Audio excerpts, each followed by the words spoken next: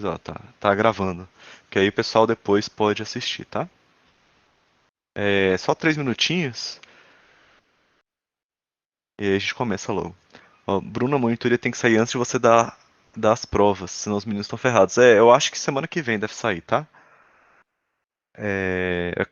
Parece que é só até amanhã a indicação dos professores de quem quer ter monitor, quem não quer, quem pode, quem não pode. E aí na semana que vem já deve sair os editais.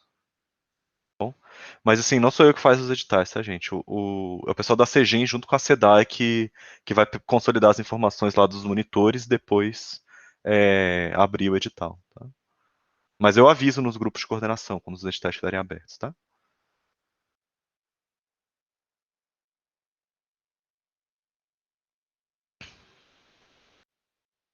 Não deixa ninguém pegar no lugar. É com você, pô. Sei que não pode deixar as pessoas pegarem no lugar.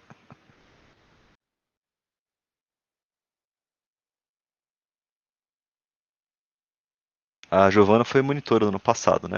Aí, Giovana, o Oliver que quer ser o monitor desse ano pro pessoal do primeiro.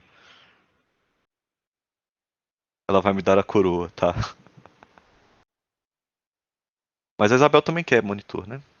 Só que monitor pro terceiro é um pouco. Eu nem sei se vai ter monitor pro terceiro ano. Quando tiver engenharia, quem sabe a gente não coloca o pessoal lá do segundo semestre de engenharia para dar um monitoria do terceiro ano. Pode acontecer, né? Mas enfim, pessoal. Olha, são 1h59. Eu acho que já dá para iniciar, né? Acho que quem chegou, chegou, né?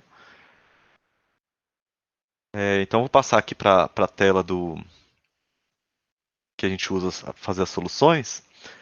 E aí, para o pessoal que não conhece, é assim que a gente vê as aulas ao longo do ano, tá? Nesse quadrinho aqui. E aí eu resolvi já começar, já peguei e coloquei todas as questões que são de matemática da prova de 2019, do PAS. Já dei um Ctrl+C, Ctrl+V e coloquei aqui nesse documento. E aí, já coloquei na ordem, tá? Esse domingo, Eduardo, o PAS. O PAS 2, né? Já coloquei na ordem aqui para a gente ir se guiando. Eu deixei até uma questão que é meio física, meio matemática, talvez o mestre até queira comentar alguma coisa com vocês, mas eu resolvi deixar aqui porque tem umas observações que eu quero fazer que são muito úteis, tá? Muito úteis.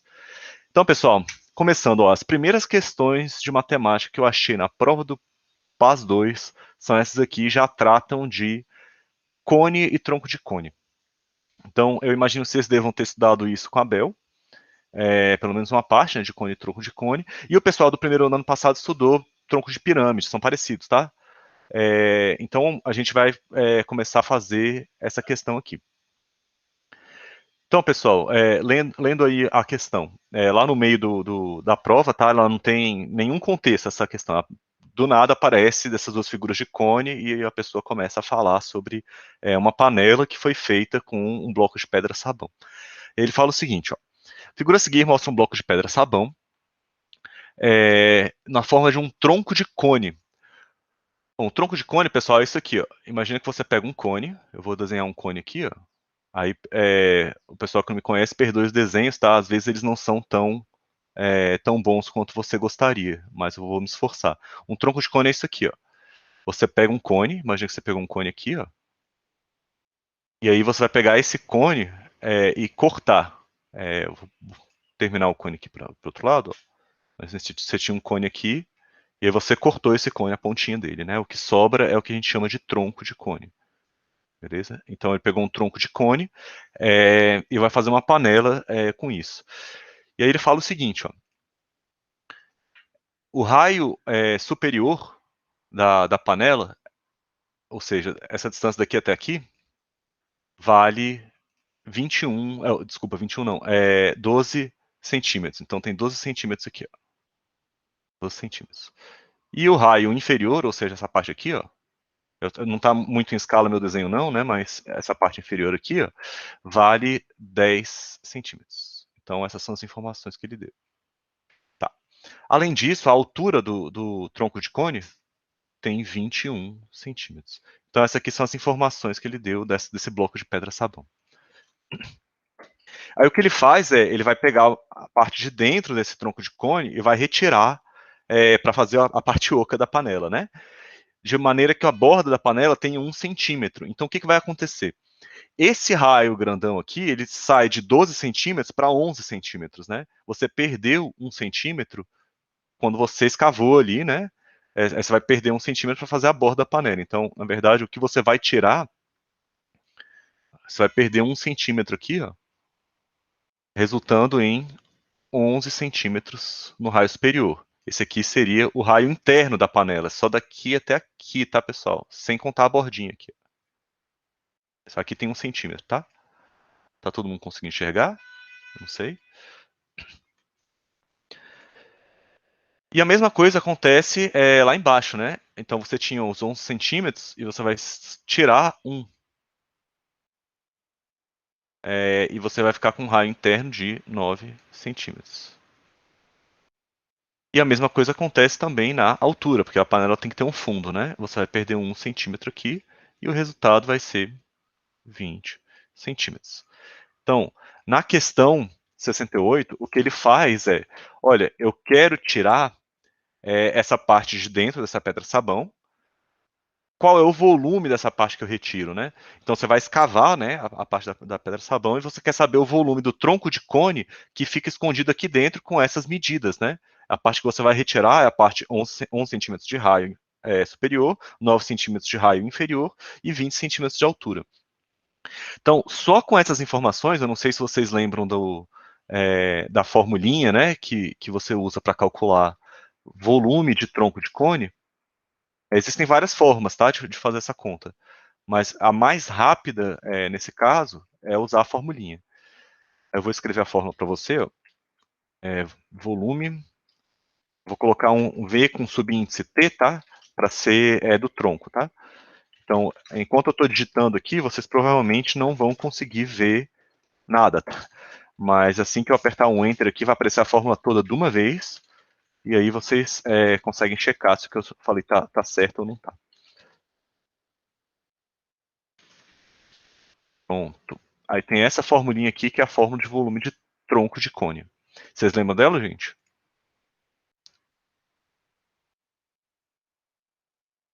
Lembram disso aí?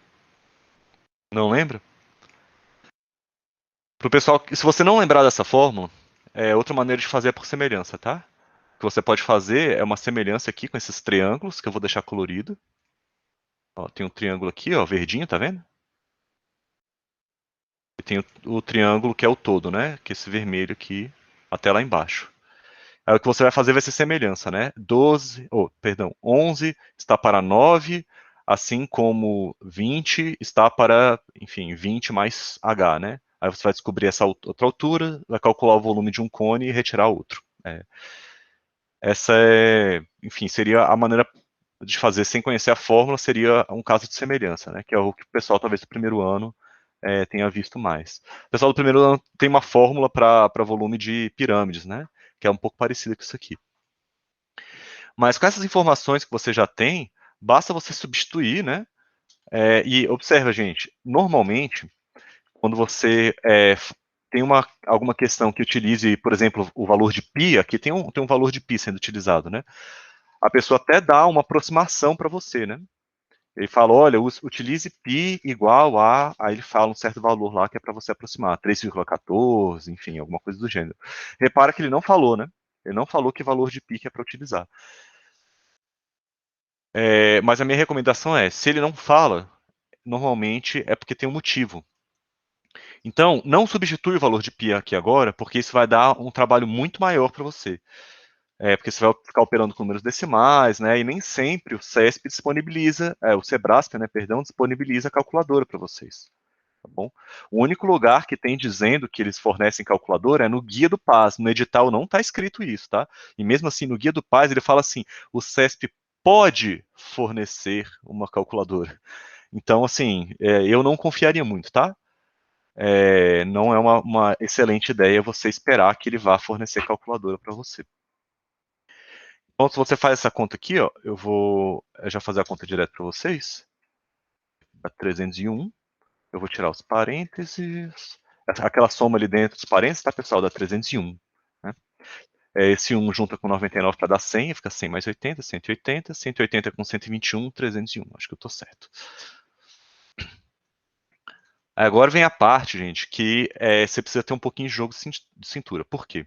Eu vou multiplicar esse 20 que está multiplicando o π aqui, eu vou multiplicar com o 301. Aí agora, olha só. 20 vezes 301 deve dar uns 6.020, né? 6.020 π dividido por 3. Aí, se você não substituir valor de π, como diabos você vai saber se isso aqui é verdade, né? Ele falou que você tem que tirar 6.000 centímetros cúbicos de pedra. Alguém já consegue responder por que, se esse item está verdadeiro ou está falso? Olha só, pessoal, o jogo de cintura que eu estava falando. Não importa a aproximação de π que ele te dê, ele não vai ser doido, né, de falar que π é um valor menor do que 3. Concordam comigo? Bom, π não é menor do que 3, né? Então, ó, só reescrevendo essa conta aqui, é a mesma dessa, né? Olha esse valor aqui, pessoal, que eu vou colocar de circular de vermelho. Opa, circular, Bruno, circular. De vermelho. Olha esse valor. Se π é um número maior que 3, necessariamente π dividido por 3 tem que dar um número maior do que 1, né? Concorda comigo? Já que esse número é maior que o de baixo. Não é verdade? Então você não precisa fazer mais conta. Você está pegando um 6.020, multiplicando por um número maior que 1. É claro que essa conta vai ter que dar maior que 6.020. Nossa, minha letra está horrível. Mas esse número vai ter que dar maior que 6.020, não é isso? E a sua unidade está certa? Está centímetro cúbico mesmo? Se você colocou todas as unidades em centímetro, o seu volume vai ter que sair em centímetro cúbico. Então, assim, com unidade eu realmente não estou preocupado, dado que eu coloquei tudo em centímetro. Ele vai ter que sair em centímetro cúbico, tá? Então, você não precisa saber o valor de π, você só precisa saber que é maior que 3. Sabendo que é maior que 3, ele fala que tem que tirar mais do que 6.000 centímetros cúbicos. Sim, você tem que tirar pelo menos 6.020. Então, esse item está certo. Esse item está certo. Beleza, gente? Não fica para vocês não, tá? Calculadora, pessoal. No guia do Paz, ele fala que ele pode dar calculadora, mas é recolhida no final. É basicamente isso que ele fala. Eu vou até abrir aqui e mandar Eu tô aqui com a foto. Alguém me perguntou isso aqui hoje, eu vou até mostrar para vocês aqui. Ó.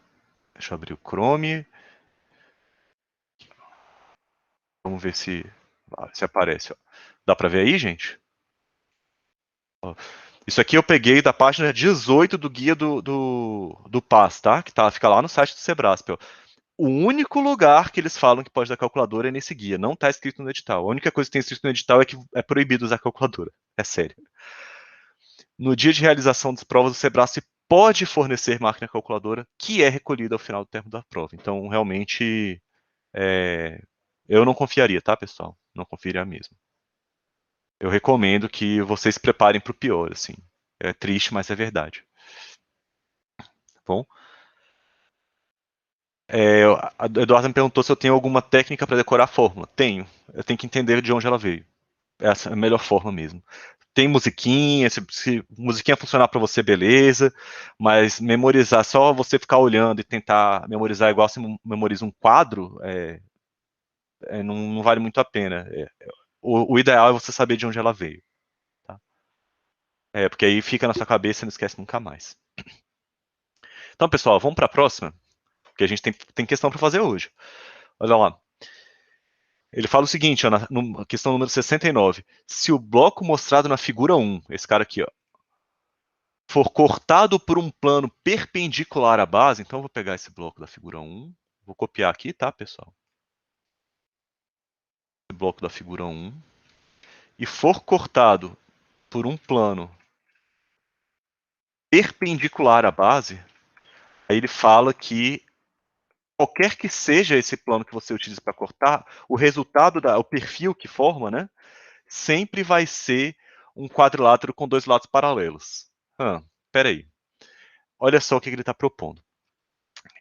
imagina que você pega e passa uma faca aqui. Eu vou passar uma faca aqui, ó.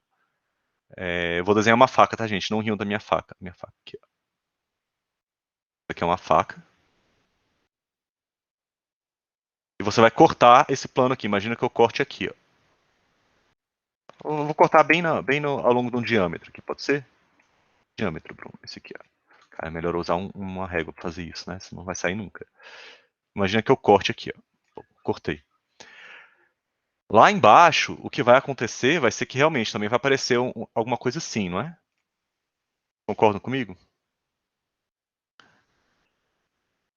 E, de fato, a figura que vai ser formada aqui, nesse caso, nesse corte que eu fiz, vai ser esse trapézio, né? E, realmente, né, é um, é, é um quadrilátero, né, com um par de lados paralelos, né? Esse aqui de cima e esse aqui de baixo, são lados paralelos, né? Mas olha só, essa palavra sempre, se você ler palavras como sempre, nunca, coisas desse tipo, eu não vou dizer que a questão está errada, não, automaticamente, não é isso. Mas desconfia. Tente procurar casos extremos. Se você pegou exatamente no meio e deu um quadrilátero, calma lá. Procura casos extremos. Então, o que eu vou fazer? E se eu cortasse, fizesse um corte aqui mais próximo da borda, né? O que vai acontecer? Repara que se eu fizer um corte muito próximo da borda, e for paralelo ao plano, ele nem vai passar naquele círculo lá de baixo, né? Na hora que você fizer o corte. Concorda comigo? Imagina que eu pegue uma faca agora vermelha, né? Uma faca vermelha aqui e vai fazer esse corte aí. Vocês entenderam esse desenho, gente? Vou fazer esse corte ao longo dessa linha vermelha agora, ao longo desse plano. Tá bastante claro que nem vai ter um outro lado aqui. Então, de cara, você já sabe que não vai formar um quadrilátero. De fato, o que vai ser formado aqui sobre o cone vai ser essa curva aqui, ó.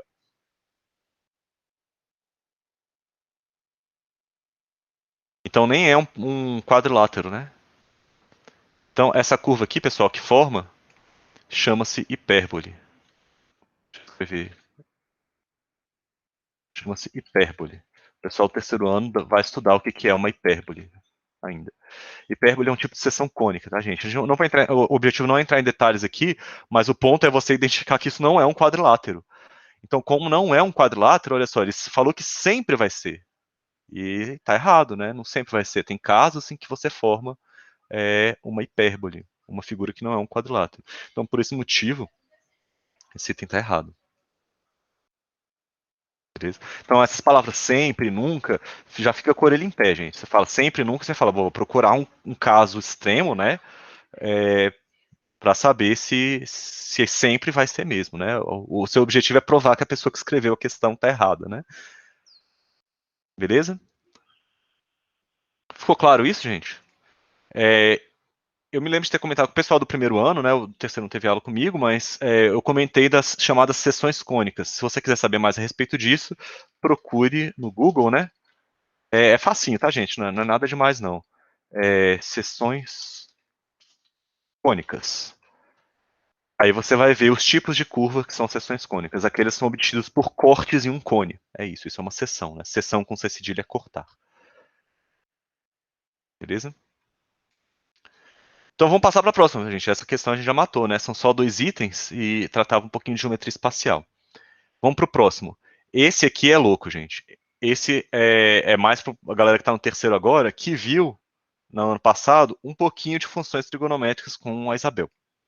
Tá bom? Então, olha só, esse gráfico que ele está apresentando mostra como estava a temperatura e a umidade relativa no ar do Distrito Federal no período de 9 horas do dia 3 do 5 e 8 horas do dia 4 do 5 de 2019. Então, entre o dia e outro, né? E aí, tendo como referência o gráfico, ele dá uma questão que tem um monte de informação no meio, tá? Se você tem acompanhado o canal lá do PAS, essa questão já foi feita, tá? Já está feita lá, tem até um vídeo gravado. Então, se você quiser dar uma olhada lá, já tem lá a solução toda, mas a gente pode refazer aqui. Então, o que ele fala é o seguinte, pessoal. Ó, considere que em determinado horário, a temperatura T no Distrito Federal... Então, primeiro, vamos aprender a ler esse gráfico aqui, ó. Ele está mostrando a temperatura do ar, aqui, ó, com esse losango aqui. Essa aqui é a temperatura do ar, tá vendo? É esse gráfico em linha aqui, o gráfico de linhas. E esse gráfico de barras é a umidade relativa, tá? Então, como é que você lê? Se você quiser saber a temperatura do ar, você vai olhar aqui, ó, olhar para esse losango e olhar a temperatura aqui, ó. Então, nesse dia, entre 4 e 5 de maio, entre 3 e 4 de maio, lá em torno de 19 horas, a temperatura estava 25 graus, é isso que ele está querendo dizer. E nesse mesmo horário, a umidade relativa, aí você vai ter que olhar para a direita, estava em torno de 50%. Tá? Então é assim que você lê esse gráfico. Então, tendo como referência esse gráfico, ele dá uma equação em termos do tempo, em termos da temperatura no Distrito Federal, e pede para você identificar, bom, se a temperatura é essa, qual é a umidade do ar nesse mesmo horário, né? Então, essencialmente, ele está pedindo para você resolver uma equação. E, com base na solução dessa equação, achar que horário que foi, né? E se a umidade relativa era superior ou não a 60%. Então, primeiro ponto, para você achar que dia que horário que era esse, você vai ter que descobrir qual era a temperatura nesse horário. Então, o primeiro ponto é resolver essa equação que está escrita aqui. Então, talvez você esteja olhando para essa equação e falando, nossa, que equação horripilante, eu nunca vou conseguir resolver isso na minha vida. Mas calma, gente, olha só. Essas equações trigonométricas, elas têm uma maneira, normalmente, as que vocês conhecem, né? As que vocês estudaram, as que vão ser cobradas de vocês, têm umas formas muito fáceis de resolver. O primeiro ponto vai ser, olha, eu vou ignorar o que quer que esteja escrito aqui dentro. Eu vou passar um marca-texto aqui, ó, ignora o que está escrito aqui dentro. O que ele está falando é, o cosseno de alguma coisa está dando 1, não é isso? Então, o que quer que seja essa coisa, eu não sei o que é, mas quais são os valores que você fornece para o cosseno e que o resultado dá 1? Quais são os valores que você conhece? Você pode recorrer até para o ciclo trigonométrico, faz no cantinho da sua prova lá, não tem problema. Você vai lá no cantinho da prova, desenha o seu ciclo trigonométrico. Opa, pera, cantinho da prova, Bruno. Desenha o ciclo trigonométrico. Então, estou desenhando o ciclo trigonométrico aqui, ó. Setinha, setinha, um ciclo trigonométrico. E aí, vocês lembram qual é o eixo do seno e qual é o eixo do cosseno? Se você não lembrar, olha só amanhãzinha. O eixo que está deitado é com sono, né? É C, é cosseno. E o eixo que está em pé, sem sono, é o seno, beleza. Então, com sono deitado, sem sono em pé, é assim que funciona o ciclo trigonométrico, né? Então, você vai procurar no eixo do cosseno quais são os valores em que o cosseno teria que dar 1, né? Então, a única forma de, no ciclo trigonométrico, você escolher um ponto para que o cosseno dê 1 é escolhendo esse ponto. Opa, é escolhendo esse ponto bem aqui, né? Porque aí o cosseno, olha só, pessoal. Porque aí o cosseno vai dar 1. Olha, vai estar colorida essa parte aqui, né? Vou colocar contra a cor, vou colocar com verde. O cosseno deu 1, tá vendo? Mas olha só, que ângulo é esse, né? Em radiano. Que ângulo é esse em que o resultado do cosseno é 1? Ora, esse ângulo aí é o zero, né? Quer dizer, você não anda nada, né? A partir do ponto inicial no ciclo trigonométrico, mais 2 quer dizer, mais um número inteiro de voltas, né? Então, partindo daqui, você sempre dá um número inteiro de voltas para cair na mesma posição. Então, 0 mais o 2π, mais 4π, mais 6π, mais 8π. Então, sempre vai cair nesse ponto aqui. Então, a expressão, esse valor que está dentro do cosseno aqui, ó, esse valor todo, para que o cosseno dê 1, esse valor vai ter que ser igual a isso, né? Vai ter que cair naquele arco, né? Que faz o cosseno dar 1. Então, a equação que você quer resolver agora passa a ser t ao quadrado menos 36t mais 260 igual a 0. 2kπ, né?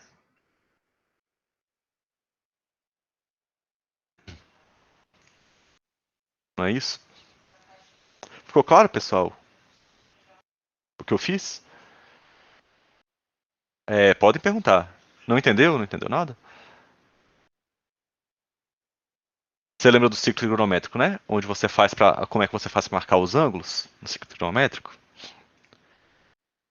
Então, ó, concorda que toda vez que você tiver um ângulo que fique aqui, ó, cosseno de zero, por exemplo. Cosseno de zero dá quanto? Ó, cosseno de zero. Cosseno de zero é 1, né? É zero radiano, né?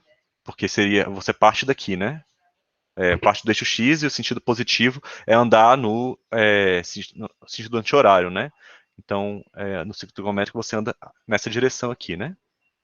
Aí esses ângulos aumentam à medida que você anda nesse sentido. Mas que outros valores que você fornece para o cosseno e o resultado também vai ser 1? Basta você dar uma volta, né? Quando você completa uma volta, o seu ponto cai aqui de novo, né? E aí o cosseno de 2π, né? Que você andar ao longo da circunferência unitária por 2π unidades de comprimento, você cai no 1 de novo. E assim por diante. Você andando qualquer número inteiro de voltas, você cai sempre no mesmo lugar. Então, o cosseno de qualquer ângulo que se pareça com um número par vezes π vai ser, né,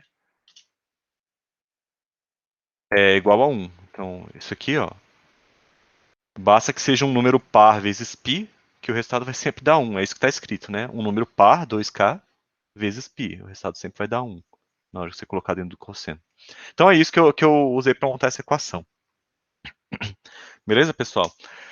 Mas olha só, vamos manter as coisas simples. Eu posso testar os valores de k para qualquer valor inteiro, né? Mas qualquer número de k, qualquer valor de k que eu use diferente do zero, vai incluir um 2π nessa equação de segundo grau.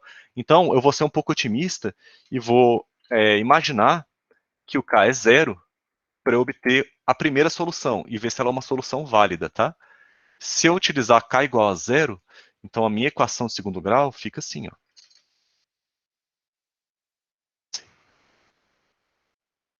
E agora dá para você resolver. Então, a partir daqui, você tem dois caminhos. Você pode usar Bhaskara, é,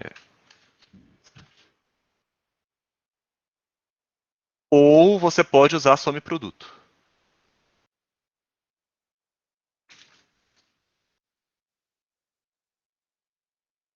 Está resolvendo a equação em segundo grau, né? Se você não sabe usar some produto, cara, faz Bhaskara. Sem mistério. Você vai achar as mesmas respostas que eu. Mesma coisa, tá? Mas some produto, a vantagem é que é rápido, rápido, rápido. Então, ó, batendo o olho nessa equação, eu já sei quais são os resultados. Porque eu estou procurando dois números que multiplicados dão 260 e que somados dão 36. É assim que eu faço um produto. Então eu já sei que as únicas duas respostas são t igual a 10. Gente, essa parte é rápida, né? Sobre produto, mas é um pouco de adivinhômetro também, tá? Ou 26. Aí você fala, nossa, como é que de onde você tirou esses números? Primeiro vamos checar. 10 vezes 26 dá 260? Dá. 10 mais 26 dá 36? Dá. Então, esses são os dois únicos números que satisfazem essa propriedade. Então, tem que ser as raízes. Não tem jeito. E de onde eu tirei esses números, pelo amor de Deus? Eu começo sempre pelo produto. Então, eu estou procurando dois números que multiplicados dão 260. É isso. Ponto. Então, números mais fáceis que você tem de fazer você tem, por exemplo, 2 vezes 130. Quando você multiplica 2 vezes 130, também dá 160, né? Ou dá 260, não é? Você também poderia fazer 4 vezes 65. Enfim, você vai testando alguns dois pares de números, né, que o produto dê 260. E um fácil deles é o 10 vezes 26. Então, você vai escrever alguns desses números que você pensar e você vai testar. Olha só, 2 e o 130, a soma dá 132, né? A soma. Não dá 132? Só que 132 não é o 36 aqui, né? Então, não vale. Aí você faz 4 mais 65, 69. Também não funciona. Aí quando eu faço o 10 mais 26 dá 36. Então, a partir do produto, eu vejo quem são os candidatos. Aí o candidato que der certo a soma, eu seleciono. Beleza? É assim que eu faço no produto. Tá bom, pessoal? Eu sei que essa parte é rápida, mas vamos lá. Então, o que você descobriu agora? O T é 10 ou o T é 26. Então, isso aqui são as temperaturas, né? Que você encontrou. Ele fala temperatura satisfazer essa equação. Então, essas são as duas únicas temperaturas que podem dar certo, né? Agora, olha lá. As únicas que satisfazem essa equação são 10 e 26. Não é isso? Então, o que significam? Vamos interpretar esse resultado. Onde que aqui a temperatura poderia ser 10, né? A temperatura poderia ser 10 onde? Ó, não tem nenhum dia em que a temperatura foi 10. Tá vendo? Todas estão acima de 18, alguma coisa, né? Então, essa solução aqui, ela não convém. Por quê? Não tem temperatura 10 no seu gráfico. Olha só, a temperatura mínima que tem é 18 e alguma coisa, né? Então, o único dia possível, o único horário possível, perdão, é aquele em que a temperatura era 26 graus, ou seja, nessa região aqui, ó, nessa linha. Eu vou até colocar uma linha aqui, ó. Olha só. Só nessa linha a temperatura era 26. Então, que horário que a temperatura era 26 e que a umidade relativa era superior a 60%? Por cento? Tem algum que a umidade era 60%? Então, olha só nesse dia aqui, ó, que a temperatura era 26 graus. Nesse dia, a umidade era superior a 60%? Não, era inferior, olha só. Vou colocar uma setinha. Uma setinha vermelha aqui é para a umidade, ó. Tá vendo que a temperatura era inferior a 60%? Então esse item está errado. Aí a sua próxima pergunta vai ser: uai, peraí, tem um dado que você não usou, né? Esse dado aqui. Por que eu não usei isso, gente? Esse dado é o que garante que eu posso usar o k igual a zero na minha expressão. Porque olha só, ele fala que o valor dessa expressão aqui tem que ser menor do que 2. Se eu utilizar o k igual a 1 aqui, que é o número inteiro de voltas, a primeira volta, esse valor aqui do lado direito já é 2π, 6,28 mais ou menos, que já fere essa condição, né? Se eu usar o valor menos 1, aí esse valor vai ser menos 6,28, mas em módulo continua sendo maior do que 2. Então, essa condição é o que me garante que eu tenho que utilizar o k igual a zero, tá? Beleza, gente? Vocês estão me escutando ainda? Dá um ok? Beleza, estão escutando. Então, pessoal, matou essa questão resolvendo uma equação de segundo grau, olhando para um ciclo trigonométrico e análise de gráfico. São três coisas que essa questão avaliava. Minha opinião é que essa é uma questão difícil, porque você precisa ter três conhecimentos diferentes para resolver. Gráfico, equação trigonométrica e equação de segundo grau, não vou nem contar, né, gente? Que, enfim, vocês já estão carecas de saber. Então, é uma equação trigonométrica, ciclo trigonométrico e um gráfico. Beleza? Então, minha opinião, essa é uma questão difícil. Bom, mas tá aí. O item é errado porque o único momento em que a temperatura era 26, a umidade relativa estava abaixo de 60%. Bom, vamos para a próxima, pessoal? Eu acho que está mais explicadinho, tem muito mais detalhes quando eu gravei o vídeo e coloquei lá no nosso Classroom de Pais em Números, porque aqui eu quero fazer as coisas para fazer outras questões também, tá? Então eu fiz um pouquinho mais rápido. Agora, vamos passar para a próxima, pessoal. Essa questão aqui. Essa questão é louca. Eu também acho que é uma questão difícil, principalmente porque no segundo ano, a maioria de vocês não sabe muito bem geometria analítica. Eu nem sei se o pessoal do terceiro ano fez alguma coisa de geometria analítica, mas lembra que era para você ter feito a prova, né, em situações normais, você não saberia nada de geometria analítica. Aqui eles cobram um pouco disso, então, por esse motivo, essa vai ser uma questão difícil.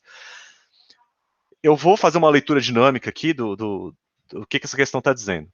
Ele está dizendo que formigas trabalham em sociedade e têm cargos especializados lá. E em um certo local, você tem 5 ninhos de formigas representados num plano, né, num mapa. por esses pontos aqui, A, B, C, D e E. Beleza? Ele dá as coordenadas desses pontos. Bom? Aí ele fala para usar essas informações e julgar os itens que vêm a seguir. Então, basicamente, você vai olhar esse gráfico e você vai tentar responder esses 3 itens. Tem 2 itens do tipo A, que é tipo certo ou errado, né? E você tem um item que é do tipo D, discursivo, tá, pessoal? Então você vai ter que escrever ou fazer um desenho lá. Nesse caso, você vai ter que fazer os dois, né? São dois itens em um só. Então, ó, vamos a elas. Ele fala o seguinte, ó, a partir dessas informações, julgue os itens 85 e 86, faça que se pede no item 87, que é do tipo B. Então, o primeiro item, ele fala o seguinte, ó, ele está olhando para o triângulo ABC. Então, eu vou desenhar aqui o triângulo ABC, tá? O melhor que eu conseguir, tá, pessoal? O item é o triângulo ABC. E nesse triângulo ABC, ele está dando nomes a alguns desses ângulos. Então, esse aqui é o triângulo ABC.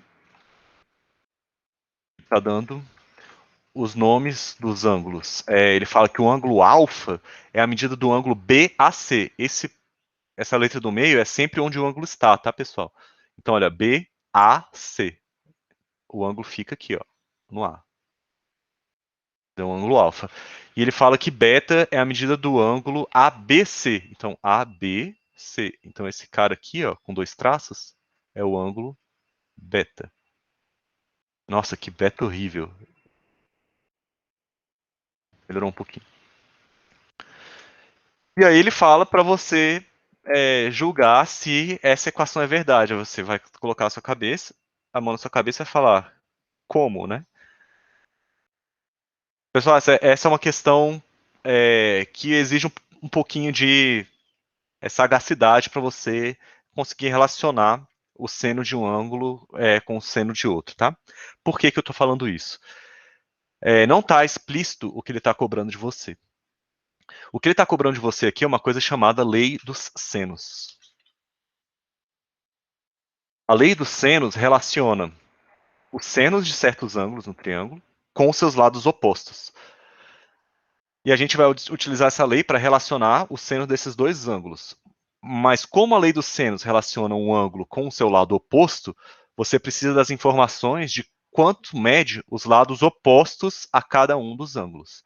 Então, ó, vamos tentar descobrir quanto que vale, por exemplo, o lado oposto ao ângulo beta, esse AC aqui. Ó. Quanto que mede essa distância daqui até aqui?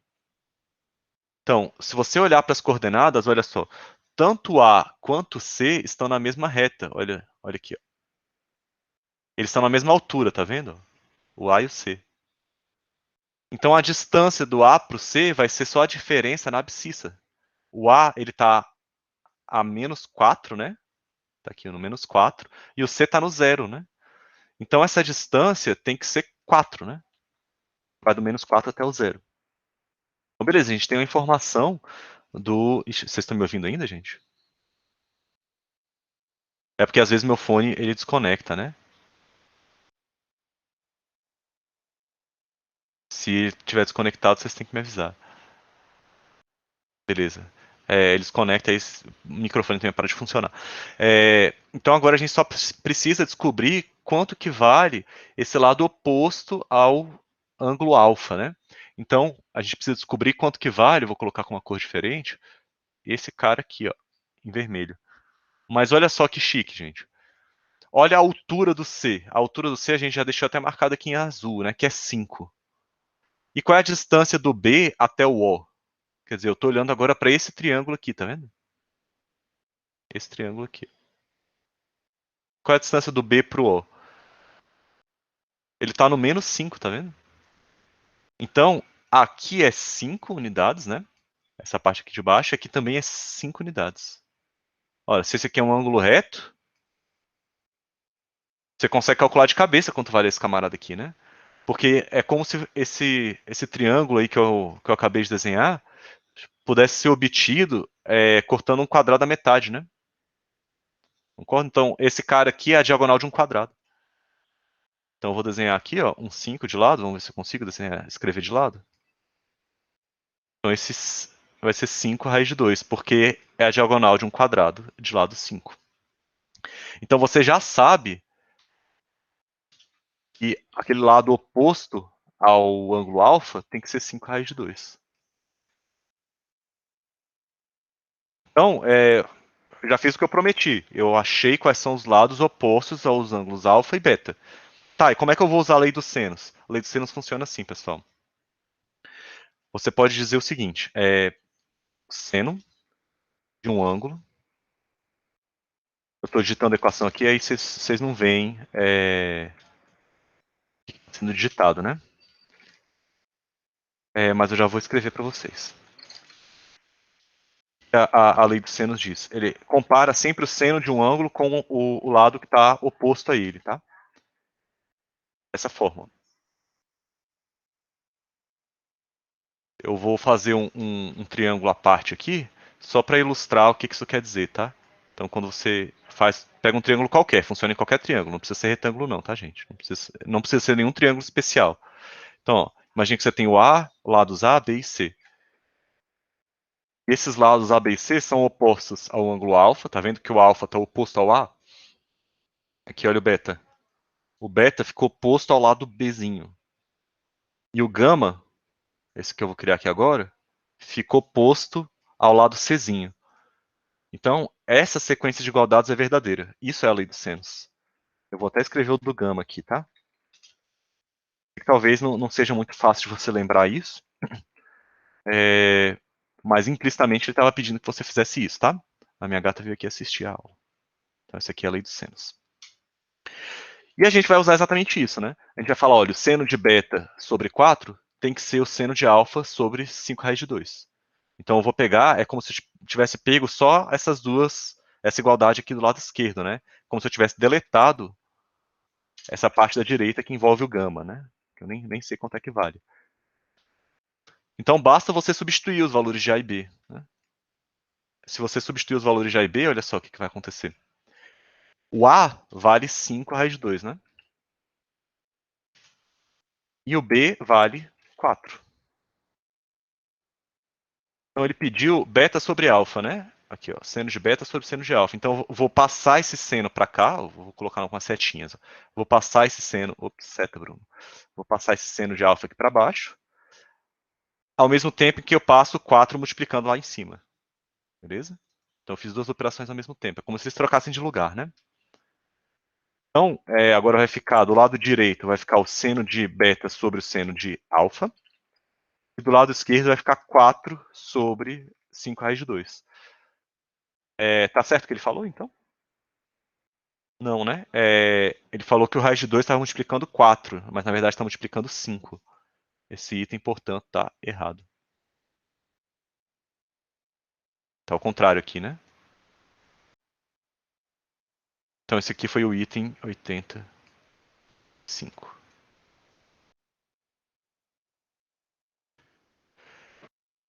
Então, pessoal, essa questão ela é difícil porque você tem que ter a lei dos senos em mente. Mas em termos de conta, foi muito rápido, né? Você identificou, a gente nem fez conta para identificar que tamanho era esse, do A até o C, que é 4. E também não fez conta para identificar esses 5 aqui, né? É só olhando para as coordenadas. E a diagonal de um quadrado é L raiz de 2. Essas fórmulas acho que a maioria de vocês já tem de cabeça. Então, assim, ela cobra muitas coisas? Cobra. Mas em termos de conta, você não demora para fazer a questão. É uma questão para ser rápida. Beleza? Certo, gente? Podemos continuar? Prova longa, gente. Então, olha lá. Vamos para a questão 86 agora. Talvez eu não fique com muito espaço aqui para resolver. Qualquer coisa eu subo essas questões que eu já resolvi, tá? Deixa eu fazer isso logo. Deixar elas aqui para cima para não ocupar muito espaço. Aí eu disponibilizo o PDF para vocês depois, tá, gente? Vocês podem acompanhar quantas vezes vocês quiserem. Vocês podem ler lá no PDF. Pronto. Então, na questão 86. Ele fala, essa questão 86 é a tentativa dele fazer um sistema, mas eu vou mostrar um jeito para vocês resolverem que, ó, show. Ele fala o seguinte, ó. Em determinado instante, você tem 6.000 formigas fora dos ninhos, que são o A, B, C, D e E. beleza? Só que, olha só, ele fala que as formigas que estão fora do ninho A são iguais à quantidade de formigas que estão fora de B, que é igual a 1/3 das formigas que estão fora de C, que é igual a 1/4 das formigas que estão fora de D, igual a 1/5 das formigas que estão fora de E. E no final de tudo isso, ele pergunta quantas formigas estão fora do ninho D. Então, primeiro, eu vou escrever essas informações que ele deu. Ó, na a primeira quantitativa que ele dá aqui, ó, quantidade de formigas fora do ninho A. Eu vou indicar essa quantidade pela letra A, tá? Essa quantidade é igual à metade das formigas fora de B. Então, como é que eu vou indicar isso? Eu falo o seguinte, olha, a quantidade de formigas fora do ninho A é igual à metade da quantidade de formigas fora do ninho B. Então, você pega o B, divide por 2, isso vai ser o A, né? Beleza. Mas ele fala que A, olha essa vírgula aqui, né? O A também é igual a 1/3 da quantidade em C, não é isso? Então, ó, o A também é igual a C sobre 3. Ele continua, que também é igual a D sobre 4, 1/4 das formigas fora de D. E, finalmente, igual a 1/5 das formigas fora de E. E aí, no final das contas, ele fala o seguinte, olha, eu quero saber quem é D, né? É isso que ele quer saber. Olha só. Quantas formigas tem fora do ninho D? Mas tem outra informação, que está aqui em cima, ó.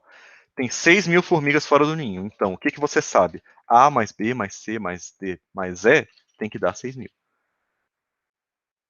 Então, isso aqui é um sistema, né, pessoal? É um sistema. Quantas equações em quantas incógnitas? Quem é que vai contar formiga, Deus? Pois é. Quantas equações tem aí, pessoal? Não são duas, tá? Tem muito mais. Essa equação aqui de baixo é uma, beleza. Só que olha só, aqui em cima ele te deu várias equações disfarçadas.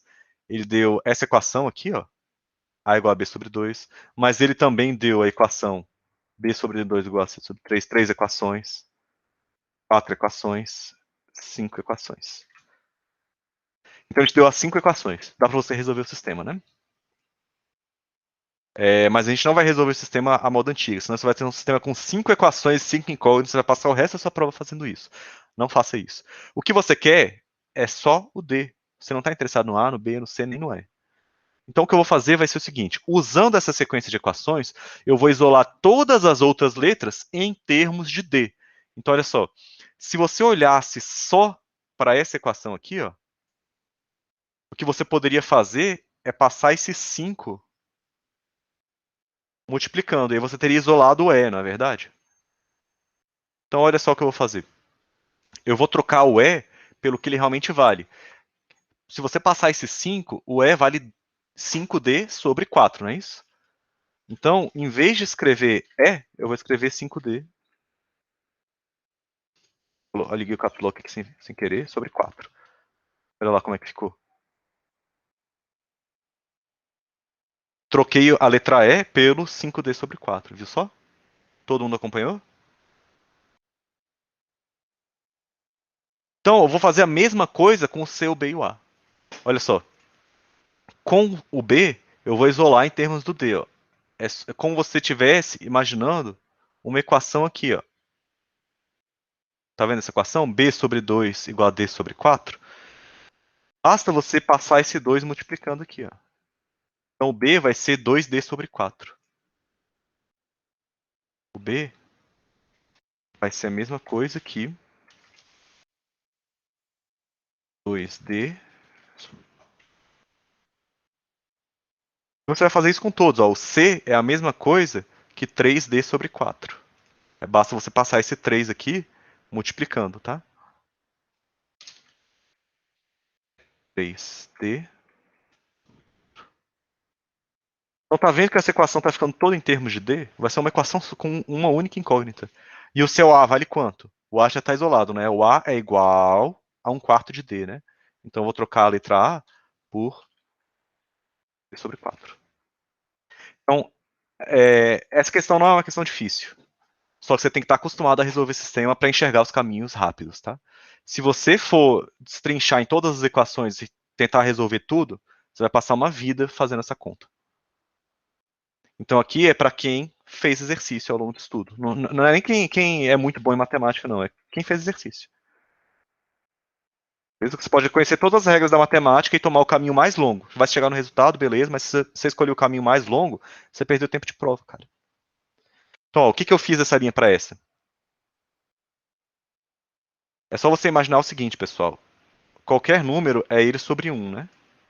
Então esse D, na verdade, é um D sobre 1. Aí eu multipliquei por 4 em cima e embaixo para essa fração aqui, ó, ficar com o mesmo denominador dos demais, tá? E agora é só somar todos os números. Então, quanto é que dá 1 mais 2 mais 3 mais 4 mais 5? Quem respondeu 15, acertou. Então dá 15D sobre 4. 15D sobre 4. E agora é só partir para o abraço, né? Só isolar o D. Para isolar o D, passa o 15 dividindo, passa o 4 multiplicando, né? E está resolvido o problema. Então, essa questão aqui é para quem treinou. Não adianta, eu sou bom em matemática. Bem, você vai resolver a questão, eu não estou negando isso. Mas você vai demorar muito mais tempo do que quem costuma fazer exercício. Então, primeiro, eu vou. 6.000 é a mesma coisa que 60 vezes 100, né? E 60 dividido por 15 dá 4, né? Então ficou 400 vezes 4. E 400 vezes 4 dá 1.600. Então, a resposta para a pergunta dele. Ele falou que tem mais de 1.500 formigas. Ele está certo? Sim, ele está certo. Essa questão é uma questão certa. Tem mais de 1.500, tem 1.600. A conta em si é rápida. É a estratégia que contou. Beleza? Estão cansados, gente? Quer seguir mais? Quer fazer pausa? Vocês que sabem. Eu sigo. Eu vou aqui até o fim da prova, se quiser. Vou até escrever a próxima aqui, que eu acho que vocês estão animados. 87, então. Então, bora seguir, vamos continuar. Olha só, essa é a questão do tipo D. Ele pede o seguinte, ele colocou até o gráfico de novo aqui, tá? É a cópia lá de cima, mas esse aqui aparece lá na folha de resposta para você escrever por cima dele, tá? Ele fala o seguinte, ó, existe um caminho que liga todos os ninhos citados e que esse caminho possa ser representado pelo gráfico de uma função desse tipo. Beleza? Eu vou até já me adiantar a escrever essa função em forma de equação aqui do lado. E o que ele quer que você faça é o seguinte, determine quais são os valores dessas constantes n e m aí, os menores valores que não sejam negativos, para que o gráfico dessa função passe por todos os caminhos. Então, assim, você já sabe, olhando para a cara dessa função, que é um cosseno, né, que vai ser um caminho, né, ondulado, né, vai ser alguma coisa assim que passa por todo mundo. Já sabe isso, né? E melhor, se você já sabe valor médio, né, de função, amplitude, frequência, fase, essas coisas assim, você já deve ter percebido que isso aqui é só um múltiplo do cosseno, né? Então, o cosseno, o caminho deve ser parecido com isso aqui, né? É só um múltiplo do cosseno, então é só esticar o cosseno para fazê-lo passar por esses pontos, né? Então vai ser algo parecido com isso. Mas o que ele quer é os valores de m e n explicitamente, beleza? No primeiro item. Então, olha só. Como isso aqui é só um múltiplo do cosseno, eu vou escolher alguns pontos pelo qual a função passa que sejam fáceis de calcular. Então, por exemplo, como a função passa pelo ponto C, e o ponto C tem coordenadas 0 e 5, eu já sei que essa função aqui, ó, quando você usa o C, o x igual a 0, o resultado tem que dar 5.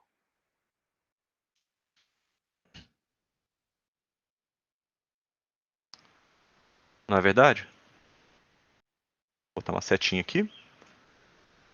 Então, é isso que gráfico de função quer dizer, né? A primeira entrada é o argumento que você dá para a função, então é o x, né? E a segunda entrada é a imagem da função usando esse x aqui. Então, se eu usar o x igual a 0, o resultado dessa conta tem que dar 5, que é o número que está aqui. Então, ó, eu vou tirar esse f de 0 aqui do lado esquerdo e já vou fazer a conta dentro do cosseno ali. Tem uma multiplicação por 0, não interessa o restante, né? Vai ter que dar 0. Olha só. Quanto é que vale o cosseno de 0? A gente já fez essa conta hoje. O cosseno de 0 vale 1, né? Então, olha só, se você já tem uma noção desse tipo de gráfico, sua conta, se você escrever essa conta aqui, o avaliador que vai corrigir a sua prova lá vai te dar um abraço. Porque é fácil de corrigir e certinho. Então, o seu M tem que ser 5. Se for uma amplitude menor que isso, ele não chega no ponto C. Se for uma amplitude maior, ele passa. Acabou. Esse é o menor valor não negativo que tem que acontecer para o M. E para o N, professor, como é que você faz? Escolhe outro ponto pelo qual a função passa. E aí, pessoal? Como é que você faria isso? Que outro ponto você vai escolher? Vamos olhar para os pontos disponíveis? Um que seja fácil de calcular. Eu vou substituir o x por menos 4? Não. Por menos 5? Não. Olha esse aqui, por 0, já fiz, né? Por menos 2? Não. Olha só esse par, x igual a 1 e a imagem dá 0. Isso na minha equação vai ficar ótimo. Olha só, eu vou usar o ponto E, então. Quando você está acostumado a fazer exercício, pessoal, você já sabe como procurar quais são os caminhos que vão te levar para uma resposta mais rápido. Você vai conseguir achar a resposta, as mesmas respostas se você usar as coordenadas ponto B? Vai conseguir. Vai dar mais trabalho? Também vai dar mais trabalho. Então, você procurar os caminhos mais rápidos faz parte do processo de estudar, né? Não é só você decorar as fórmulas, né? Então, se a função passa por esse ponto E, quer dizer que quando você fornece o x igual a 1, o resultado tem que ser 0. Ou seja, essa função aqui, ó, o resultado dá 0 quando você usa o x igual a 1. Você já sabe qual é o valor de m, então eu já vou substituir o valor de m. O m é 5, né? Olha só. Substituir o valor de m, né? 5 vezes aquele cosseno. E lá, ao invés de usar o x igual a 0, eu usei o x igual a 1. Não é isso? Mas olha só, 5 vezes cosseno dá 0, não tem opção, né? Tem que ser o cosseno que tem que dar 0. Basta você passar o 5 dividindo, né? E qualquer coisa multiplicado por 1 dá ela mesma. Olha só, outra equação trigonométrica, né? Você quer que o seu cosseno seja 0. Então, se você olhar para o seu ciclo trigonométrico aqui, ó, como é que você vai argumentar para o avaliador que você achou quais os possíveis valores de n? Você vai só desenhar esse ciclo aqui do lado. Aí você coloca só uma setinha aqui e fala, olha, onde é que é o cosseno? É aqui, né? Esse aqui é o eixo do cosseno, esse aqui é o eixo do seno. Mas o cosseno é 0 só nesse ponto aqui, né? E nesse outro. Por quê? Porque quando você projeta no eixo do cosseno, cai exatamente no 0. E que arco é esse que eu acabei de marcar? Esse arco aí, ó, que eu marquei, é o π sobre 2. É o π sobre 2 mais meias voltas, né? Para pegar esse cara aqui de baixo. Mais meia volta, mais meia volta, mais meia volta. Ou seja, essa conta que está aí dentro do cosseno, n vezes π, tem que ser igual a π sobre 2 mais a π. Sendo k um número inteiro, né? Essa conta que está aqui dentro. O resultado dela tem que cair aqui em cima, né? Ou aqui embaixo. O resultado dá 0. E aí, primeira parte boa, né? Eu posso pegar essa equação inteira e dividir tudo por π. Aí você acaba com o π nessa equação aí, e as coisas pelo menos se tornam aparentemente mais fáceis de se resolver, né? Pronto. E aí você vai escolher agora o número inteiro, né? Porque isso aqui é um número inteiro de voltas. Só que lembra, você quer o menor valor que não seja negativo. Então você vai escolher um k que torne esse número como um todo aqui o menor valor possível, que não seja negativo. Esse número k tem que ser inteiro. Então vai ser menos 1, 0 ou 1, basicamente, né? Se você escolher menos 1, esse número fica negativo, não vale. Se você escolher um, passou, né? Tá 3 meios que vai dar essa conta. A sua única alternativa é escolher o 0. Então, se você escolher k igual a 0, para achar n meio. Tá, como é que eu argumentaria isso de uma maneira super formal para o meu avaliador? Você iria falar o seguinte, ó. Você ia falar, olha, eu quero que esse n seja não negativo. Então, não negativo significa ser maior ou igual a 0, não é? Então, você ia ter que resolver essa equação aqui para ele, tá? Essa inequação. Aí você ia achar que k tem que ser maior ou igual a menos meio. Tá? Aí você escolheu o primeiro valor inteiro que satisfaz essa equação. Quem é o primeiro valor inteiro que é maior ou igual a menos 0,5? Aí tem que ser o zero, né? Aí seu n é meio. Então, a resposta para a questão seria n igual a 5, n igual a meio. Beleza? Isso aqui te garantiria a pontuação toda do primeiro item da discursiva. Beleza? E agora, para esboçar o gráfico, basta você substituir esses valores que você acabou de achar aqui. É o 5. E agora, não fica muito preocupado, porque você montou a sua função justamente para se parecer com aquilo ali que eu desenhei para você. Não é verdade? Então, basta você usar os mesmos pontos. Você vai esboçar esse gráfico aqui. Se você descobrir o valor de m e n, né, coloca x igual a 0, x igual a 1, x igual a menos 4, x igual a... Escolhe alguns pontos aqui, né, no meio, para o seu gráfico ficar bonitinho. Mas, essencialmente, a questão já está resolvida, né? Beleza? Aí, esse gráfico, se você desenhar esse gráfico aqui para o cara, ele vai ficar satisfeito. Tá bom? Deixa eu... Tá bom, tá bom.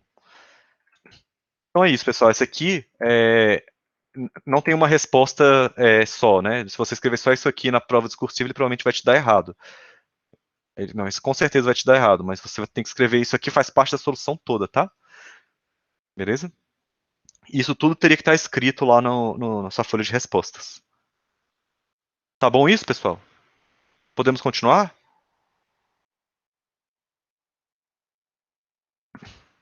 Eu disponibilizo esse PDF para vocês depois, tá? Ó, então, essa aqui é a página 3, tá, pessoal? 3 de 4. A gente tem mais dois itens, duas questões, mais duas questões lá embaixo. São 4 questões. Mas elas tem algumas são bem parecidas, vão ser rápidas. Essa aqui, do helicóptero, eu resolvi colocar. Porque eu acho que é uma questão muito legal. Talvez o mestre até queira tratar, até trouxe meu negócio aqui com as fórmulas de física. Talvez até o mestre queira tratar com vocês alguma coisa parecida.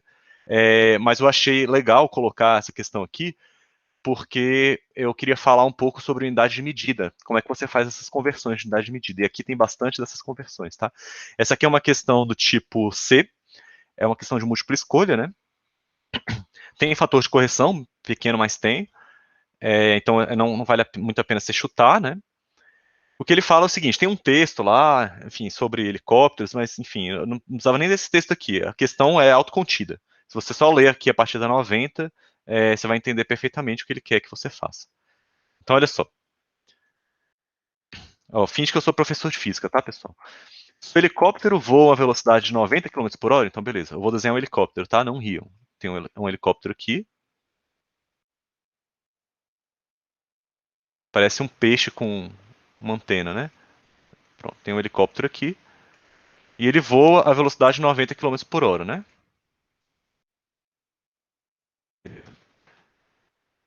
Só que olha só, à medida que ele está voando, as pás dele giram numa velocidade também, né?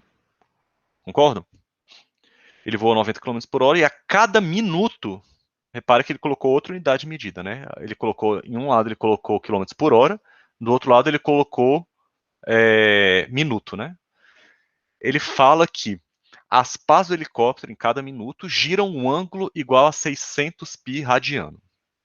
Então, tem várias coisas acontecendo aí, ó. Velocidade, eu vou colocar a velocidade da pá aqui, P subíndice P, tá? 600 pi radiano por minuto, né?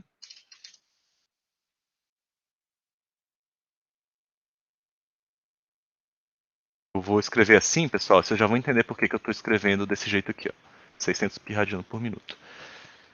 E a velocidade do helicóptero, eu vou escrever 90, aí eu vou escrever uma fração, aparece feio, tá? Eu escrevi quilômetros por hora assim, mas vocês já vão entender por que eu estou fazendo isso.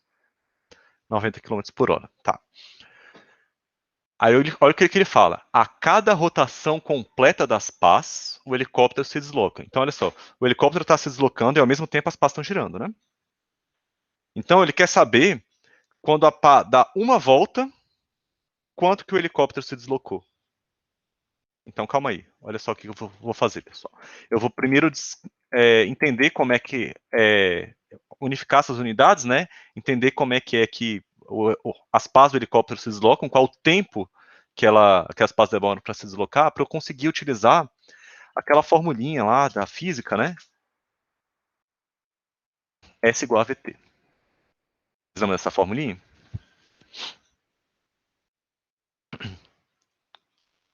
Pode falar, gente, tá liberado.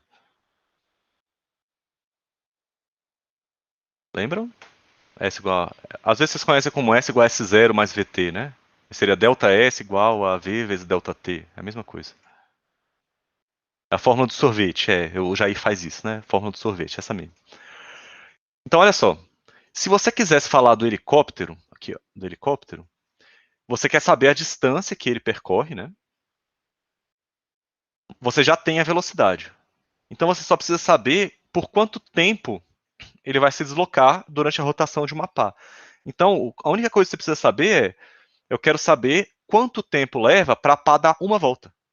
Não é isso? Se eu souber isso, eu substituo nessa fórmula e acabou. Só que essa mesma fórmula aplica-se aqui em cima também. Então, são duas vezes que eu vou usá-la. Uma para entender esse movimento aqui da rotação das pás, e outra para entender o movimento linear do helicóptero. Então, para a rotação das pás, o que eu vou fazer vai ser o seguinte. Essa velocidade das pás aqui está em radiano por minuto, e eu quero que as pás se desloquem uma volta inteira. Quanto é que é uma volta inteira em radiano, pessoal? Quem respondeu 2π acertou, né? Então, eu quero que as pás se desloquem 2π, mas elas se deslocam a uma velocidade de 600π. Agora vai ficar claro porque que eu estou colocando aquelas unidades feias naquela fração, né? Olha só, pessoal. Quando você mexe com unidades nessas questões de física, você pode tratar as unidades como se elas fossem partes literais na equação. Se você fizer isso, olha o que acaba acontecendo. Tá vendo que esse radiano está dos dois lados? Ó, radiano cancela, né? Aí eu posso só cancelar o radiano. E aí eu vou dividir dos dois lados por I. Beleza? Aí eu cancelei o radiano e sobra 1, né? Por 600π, perdão. Vou passar isso aqui para trás, para baixo. É porque vocês se confundem muito na hora de fazer essas conversões de unidade. Então, uma maneira de você resolver esse problema é você deixar as unidades do jeito que está e fazer as conversões dentro da equação. Aí você fala, nossa, mas isso parece muito arriscado. Calma, cara, vai dar certo. Olha só. Olha o que eu fiz. Passei o 600π, né? Olha lá, posso cancelar esse número π.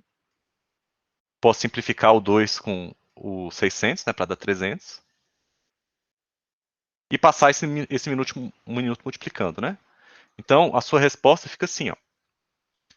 T é igual a 1 sobre 300, né? Minutos.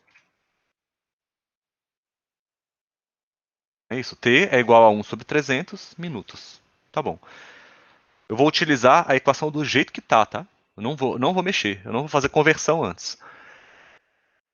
Agora que você já sabe o tempo que a pá leva para dar uma volta, eu vou saber quanto que o helicóptero anda nesse mesmo tempo. Não é isso? Então, a sua questão está dividida em duas, né? Isso aqui é a segunda parte. Eu vou até colocar aqui primeira parte, segunda parte. Então, usando a mesma equação, agora sua variável é S, a forma do sorvete, né? Sua variável é S, né? A sua incógnita, perdão. Você quer saber quanto que o helicóptero anda em metros, né? Olha só, a resposta é para ser dada em metros, não é isso? Então, eu vou substituir a velocidade dele. Aqui, ó, 90 quilômetros por hora.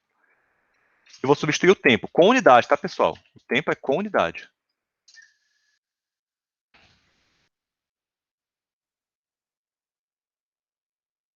Tá vendo? Substituir até as unidades aqui. Fica feio, mas calma, vai dar certo.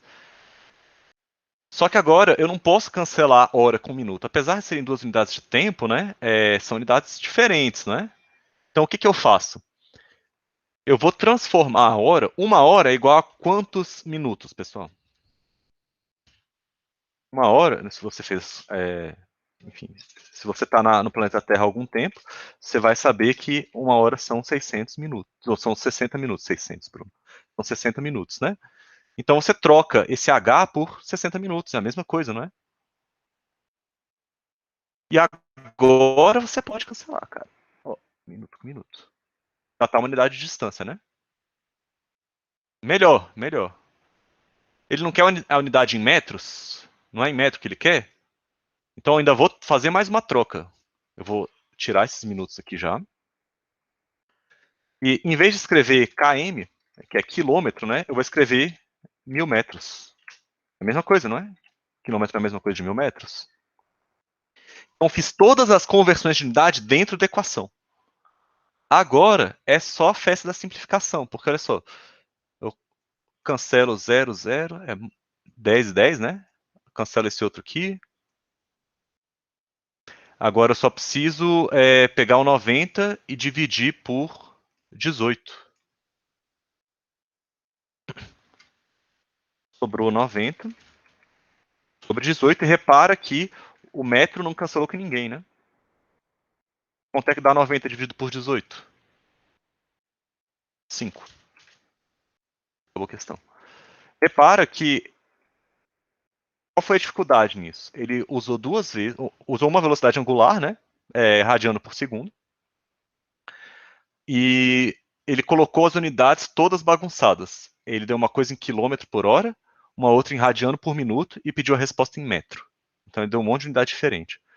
Não fica louco querendo converter as unidades todas para o mesmo padrão primeiro. Se você substituir as unidades dentro da equação, você consegue simplificá-las, fazer as substituições dentro da equação, e você não precisa se preocupar com isso. Beleza, gente? Então não tem mais aquelas regras, multiplica por 3,6 para sair de metros por segundo e achar quilômetros por hora. Basta você substituir o quilômetro por 1000 metros, substituir a hora por 3.600 segundos e pronto. Você substitui no meio da equação. Que você corre menos risco de errar, né? Beleza? E essas coisas, quando você decora, às vezes você se confunde, né? Era para multiplicar ou para dividir? Às vezes vocês erram essas coisas, eu sei que vocês erram. Quando é para multiplicar por 3,6, você divide por 3,6. Então, se você substituir direto dentro da equação, melhora, tá? Então, essa aqui foi uma questãozinha de física que eu fiz com vocês só para, né, chamar atenção para essa parte de unidades, mas eu vou deixar ela separada aqui no cantinho. O Mércio deve fazer alguma coisa com vocês, tá? Eu mandei lá na programação. Então, podemos continuar, pessoal? Tá tudo bem nessa questão? Beleza. Então, gente, esse próximo tipo de questão é clássica, vocês já devem ter resolvido várias delas. Eu acho que essa mesmo eu resolvi lá no Paz, que eu já tinha até postado no Paz, mas enfim, eu faço aqui com vocês de novo, não tem problema. Ele fala um pouquinho sobre uma radioterapia, em que você coloca um isótopo radioativo dentro lá do organismo de uma pessoa. Bom, eu não sou químico nem físico, mas ele fala de um texto aqui que basicamente diz que o irídio 192 decai em plutônio. Aí tem umas questões de química, os itens de química, mas você sabe que esse fenômeno de decaimento ele tem uma coisa chamada tempo de meia-vida, né? Ou seja, o tempo que um certo elemento químico demora para reduzir a sua massa à metade, em função aí da atividade radioativa, não é isso? Então, essencialmente, é isso que ele quer que você faça. Ele está falando, ele dá um gráfico aqui que mostra a atividade radioativa em termos de número de dias. Então, se a atividade radioativa é 100%, significa que todo o seu material é radioativo. Né? Se a sua atividade radioativa é 50%, significa que você só tem metade do material sendo radioativo, 50% do material que você tem é radioativo. Usando esse gráfico, a gente consegue saber quanto tempo demora para metade do irídio decair, né? Ou seja, a gente consegue descobrir o tempo de meia-vida só com esse gráfico. E aí, essa questão do tipo B, ele pede para você determinar, olha só, inicialmente você tem um catéter que tem 25% de irídio, e você quer saber quanto tempo demora para esses 25% decaírem para 3,125% de irídio. Então, você tem uma certa quantidade de material radioativo, você quer saber quanto tempo demora para chegar em outra quantidade. né, via decaimento exponencial. Então, por que eu digo que essa questão é clássica? Isso cai, gente, isso cai. Caiu na minha prova quando fiz PAS, caiu no vestibular que eu fiz também. Enfim, todas as provas, se você olhar lá passado, vai ter algo similar a isso. Inclusive, tem outra questão parecida com isso daqui a pouco. Então, primeiro, como é que a gente vai calcular o tempo de meia-vida? Esse tipo de questão, pessoal, você pode escrever desse jeito. Ó. Eu vou colocar aqui a função exponencial geralzona, tá? Que fala de tempo de meia-vida. Essa expressão geralzona aqui, todo o tempo de meia-vida é regido por ela. Tá? O que significa essa equação? A massa em termos do tempo, né? Então, você tem uma massa inicial, né, fixa, que vai ser multiplicada por metade, né? É uma função exponencial com a base da exponencial é meio, né? E aqui você tem uma constante vezes o tempo, que é o tempo transcorrido, né? E essa constante é justamente o que dita qual é o tempo de meia-vida. Então, como é que a gente faz para achar o tempo de meia-vida? Olha só, eu vou utilizar essa equação aqui para descobrir o tempo de meia-vida usando esse gráfico. Então, eu vou usar algum desses pontos aqui que seja fácil eu visualizar qual o tempo e qual a atividade radioativa que se relacionam, né? Então, por exemplo, um exemplo ruim, né? Um exemplo ruim seria esse aqui, ó. Tá vendo esse ponto aqui? Eu não tenho, eu posso até ter certeza da quantidade de dias, né? Mas eu não tenho certeza da porcentagem, tá vendo? Então, não é uma boa ideia eu usar esse ponto aqui. Agora, por outro lado, esse ponto aqui é um ponto bom, porque eu tenho certeza do número de dias e também tenho certeza, está sobre essa linha pontilhada aqui, né? Também tenho certeza sobre a atividade radioativa. Então, eu sei que se eu partir de uma massa inicial de 100%, né? Quando passarem-se 150 dias, eu vou ter uma massa de 25%. Então, eu vou fazer exatamente isso. Ó. Imagina que, depois de transcorrido um certo tempo, eu saio de uma massa de 100%, em 150 dias, né?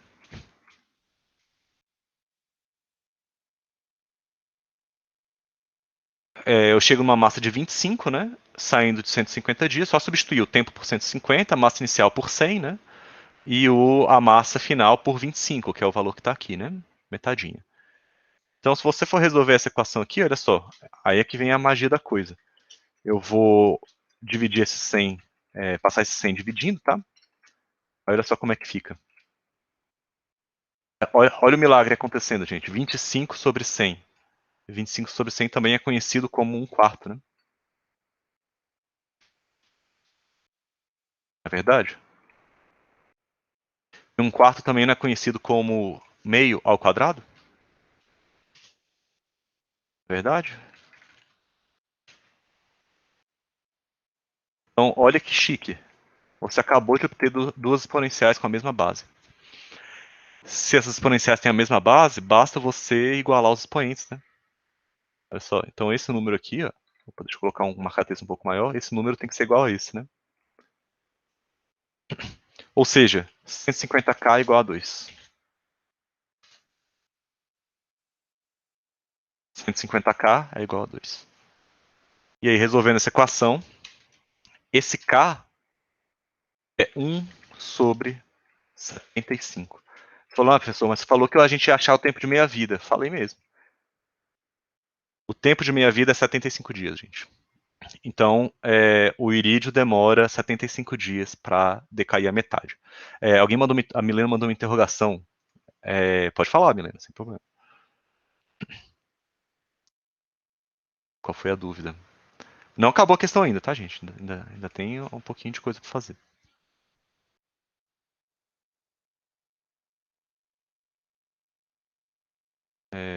A interrogação, não sei, passou, né? Então agora eu posso usar essa mesma expressão, só que agora conhecendo o valor de k, né? O k não é 1 sobre 75, então aqui vai ficar t sobre 75, né? Eu estou multiplicando. Eu vou até diminuir essa fração que está ali em cima. E menor. Pronto, t sobre 75. Mas dá para enxergar ainda, né? Pronto, tá aí. Ah, então você agora tem uma função que te diz, partindo de uma massa inicial, quanto tempo leva para chegar na massa qualquer que você quiser. E agora eu vou substituir os valores que ele colocou aqui para mim. Ó. Partindo de uma massa inicial de 25%, né? A massa inicial é 25% de um certo material, né? Não é verdade? 25% de uma massa inicial. Você quer saber em quanto tempo essa massa final passa a ser 0,03125 de M0. Essa mesma massa inicial. Então, primeiro milagre que acontece é esse M0 cancelar. Não depende do tamanho da massa inicial. Só trabalha em termos de porcentagem. Tá bom? Então, para quem costuma fazer muito exercício, tem algumas dessas contas já vêm de cabeça, tá? Que vão facilitar muito a sua vida. Então, 0,25, por exemplo, é uma que já vem na minha cabeça. 0,25 é um quarto. Essa aqui é mais difícil, gente, olha só. 0,3125, se eu não me engano, é 1 sobre 16. Mas isso aí eu vou ter que checar. Vamos checar a calculadora rapidinho. Eu vou mostrar a calculadora para vocês. Pronto, olha lá. A calculadora, só para checar aqui, tá, pessoal? Ver se eu não estou com a memória muito ruim. Estou com a memória ruim. Dividir por 2 de novo. É 1 sobre 32. Você fala, pô, professor, e se eu não souber de cabeça? Tem que fazer na mão. Não tem jeito. Você vai ter que, se você não lembrar como é que faz, você vai ter que fazer isso aqui, ó. 3125, eu usei 5 zeros. Fazer isso. Se você não souber de cabeça, tá? Vou botar o balãozinho do pensamento aqui, ó. Pronto. Aí você vai ter que simplificar essa parte da direita. Vai dividindo por 5 várias vezes, né? Aí no final das contas você vai chegar que essa conta que eu escrevi gigante aí, na verdade era 1 sobre 16. 1 sobre 32, perdão. E aí vai ter que ir simplificando, tá? Não tem muito outro jeito não.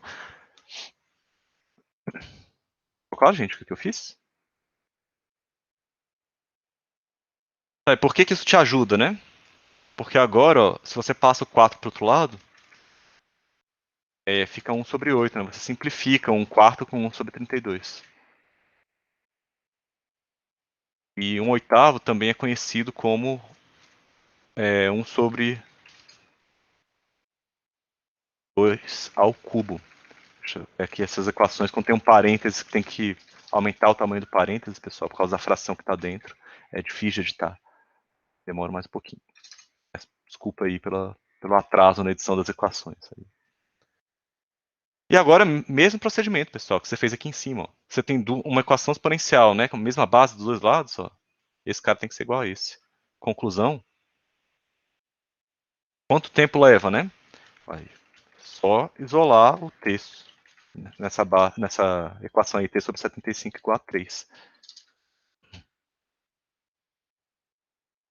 Com uma setinha aqui. T sobre 75 igual a 3. E, finalmente, o seu t tem que dar 225, né?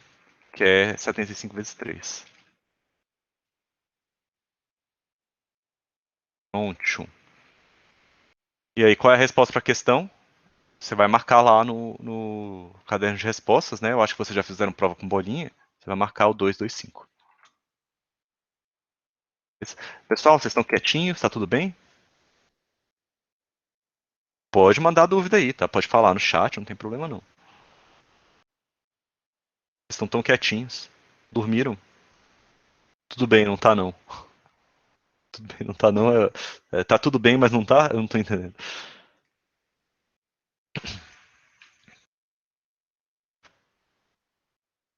Não tá nada bem? Qual parte? Pode falar, né?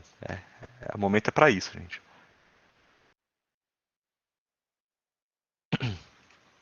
Qual parte?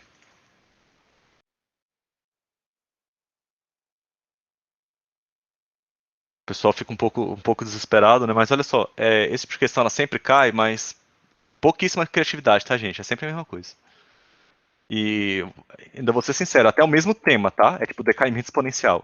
Tipo, de tempo de meia-vida, elemento químico. Atividade radioativa, é isso. Normalmente é isso. Ah, você se perdeu no meio da questão?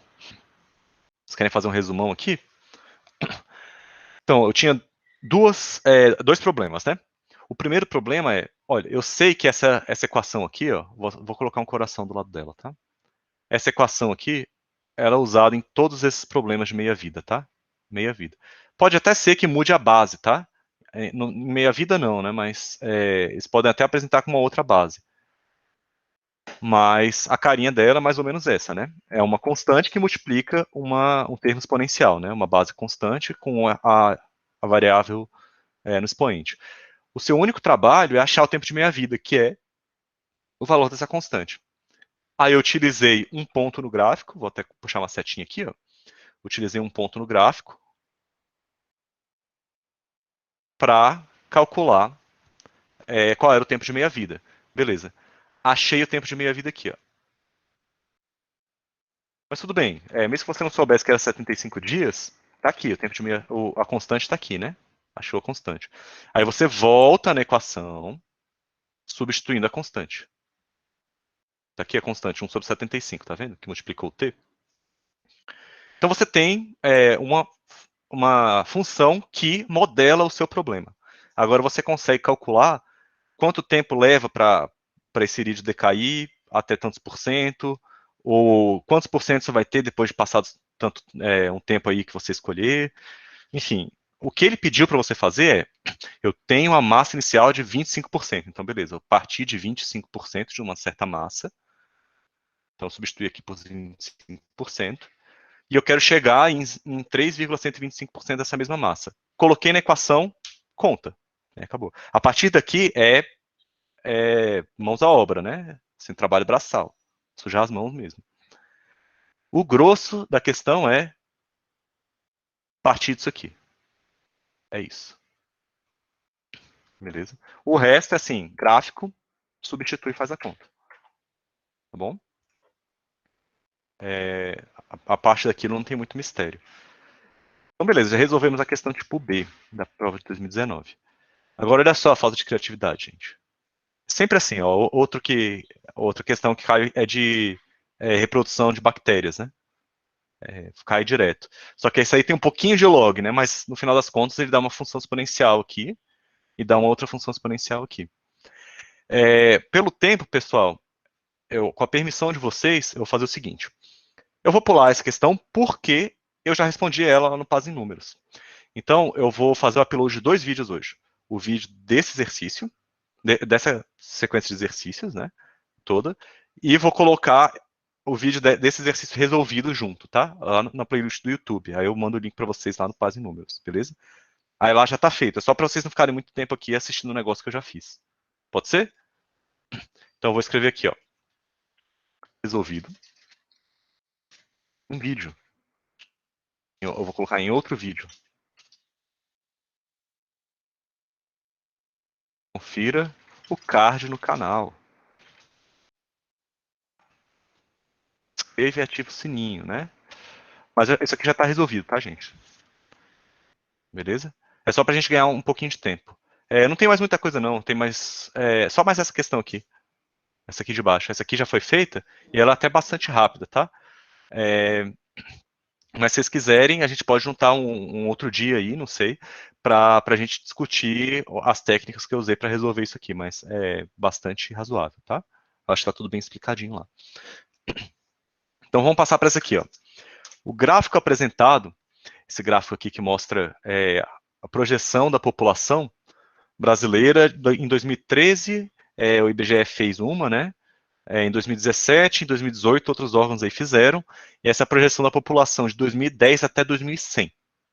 Beleza? População BR, né? E aí ele faz duas perguntas a respeito. Ele fala o seguinte, ó, segundo a projeção da... Então, item 106. Segundo a projeção da ONU, deixa eu colocar aqui, 106. segundo a projeção da ONU, em 60 anos, a população brasileira será aproximadamente a de 2020. Então, essa prova foi feita em 2019, né? Você está aqui, então. Lá para 2019, você estava num momento muito, muito mais feliz da nossa vida. Algo parecido com isso aqui, né? Beleza. Daqui a 60 anos, você vai estar onde? 60 anos, 2020 mais 60 dá 2080, então um ano a menos vai estar aqui. Ó. Eu vou colocar numa cor diferente, para você saber que fui eu que fiz. Vermelho, pronto. Então, olha só, ele está falando da segunda projeção da ONU, que é essa pontilhada. Ó. Então, o que ele fala é a população brasileira será aproximadamente igual à de 2020. Então, olha só, 210 milhões, aqui vai estar um pouquinho mais de 210 milhões. Não é isso? Então, só para não ficar sem nada escrito, né? A partir de 2019, passados 60 anos, será o ano de 2079. Basta olhar no gráfico, né? A altura da curva pontilhada é aproximadamente, né? É aproximadamente a mesma. Ponto. E modo easy, né, gente? Já respondeu a questão. Isso aqui foi olhar gráfico. Já está no fim da prova, já está cansado, né? Acho que ele colocou uma facilzinha dessa aí para a pessoa ficar feliz no fim da prova, né? Então, ó, vamos para 107 agora. Gente, teve alguma dúvida nessa 106? Rapidinho, né? E para 107 não, 107 é de geografia, tá, pessoal? Ele pula mesmo. Aí ele fala de clima de cerrado, fala um monte de outras coisas aí que eu também não sei responder. Ele fala, ó, na 110, considere que os quantitativos da poluição previstos para cada tempo, né? Pelo IBGE em 2013 e em 2018 sejam estimados respectivamente por essas duas funções. Aí, quando você olhar para essas funções aqui, você vai falar, ele não foi bonzinho comigo porque ele colocou umas questões que tem 1 trilhão de letras lá no última questão, né? Você vai falar, vou pular, né? Mas na verdade essas questões são bem tranquilas, pessoal. Deixa eu. Pronto, foi.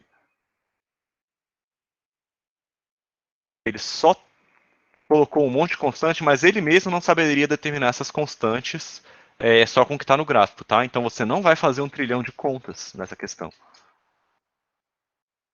Você vai só olhar para a carinha da função e não vai ficar perdendo muito tempo, tá? Essas são essas funções aí. E ele fala que os números M, N, A, B, C e D são todos números reais positivos. Beleza? E aí ele pergunta informações sobre a diferença entre B e D e a diferença e a soma entre A e C. Beleza? Repara que aqui tem uma diferença. Aqui é maior que 450 milhões e aqui é menor que 450 milhões. Essa questão vai ser assim, gente. Vou mostrar para vocês por quê. Olha só, olha a simetria dessa função. Ele fala dos picos, tá vendo? Desculpa, ele não fala dos picos. Quem fala dos picos sou eu. Olha só, essas três funções, essas três projeções aqui têm picos, tá vendo? Concordam comigo? Tem esses picos aqui? Agora, quando eu olho para a carinha da função, eu tenho essa função exponencial elevada a esse número aqui, né? Só que olha só, nos dois casos, das duas funções, quando você olha para essa parte da função, tá vendo que isso é um número positivo? Isso aqui é um número positivo, o m é um número positivo e tem esse menos do lado de cá, que inverte, né, a exponencial, que faz ficar 1 sobre e elevado a essa mesma coisa. Então você concorda comigo que quanto maior for esse número positivo, menor vai ser o todo? Beleza? Então olha só, o que eu quero dizer. Deixa eu escrever isso aqui. Quanto maior esse número,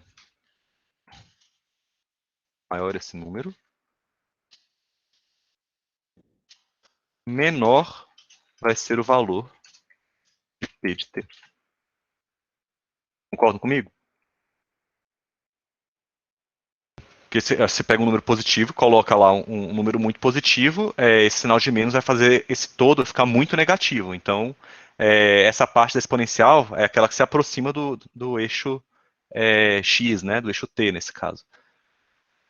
Então, se quanto maior esse número, menor é a população, né, menor é o p, então para você atingir o pico da população, você tem que fazer esse número ser o menor possível, não é isso? Concordam? Então a sua conclusão aqui é que o pico das funções, eu vou falar da função, só da p por enquanto, tá?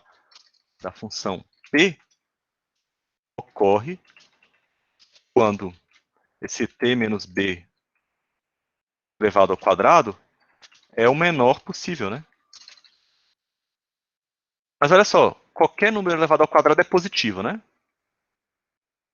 O menor elevado ao quadrado é positivo, não, perdão, é não negativo, né?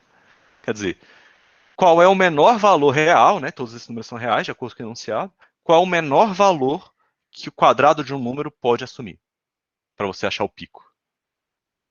Respondam para mim, pessoal. Qual o menor número que é quadrado de alguém que você conhece? Tem menor que 25 é um quadrado perfeito, né? Tem menor que 25, tem o 9, né? Menor que 9 tem o 4. Aí depois tem o 1. É o 0, né? O 0 é o menor número que pode ser o quadrado de alguém, não é isso? Concordam, gente? Não. Nenhum número negativo pode ser, né? Quadrado de alguém, não de número real, né? Então a conclusão é esse menor valor possível ocorre quando t menos b é igual a zero. Ou seja, quando t é igual a b.